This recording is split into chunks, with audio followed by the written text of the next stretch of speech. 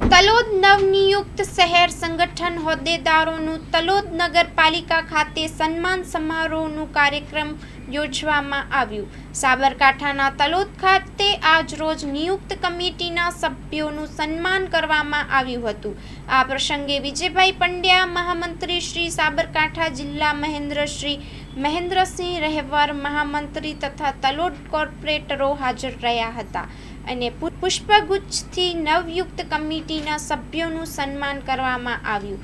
આ પ્રસંગે તલોદ શહેર સંગઠન પ્રમુખ કૌશલભાઈ કચ્છર તથા મહામંત્રી નરેન્દ્રસિંહ ઝાલા તથા અમિતભાઈ ચૌધરી, મહામંત્રી તલોદ નગરપાલિકા પ્રમુખ રમીલાબેન ચાવડા, ઉપપ્રમુખ મયુરભાઈ પટેલ, કારોબારી અધ્યક્ષ જીતેન્દ્રભાઈ શાહ તથા નગરપાલિકાના કાઉન્સિલરો અને શહેર સંગઠન હોદ્દેદારો ઉપસ્થિત રહ્યા હતા અને શહેર સંગઠનના હોદ્દેદારોનું સન્માન ફૂલહાર તથા શાલ ઓઢાડી સન્માન કરવામાં આવ્યું હતું।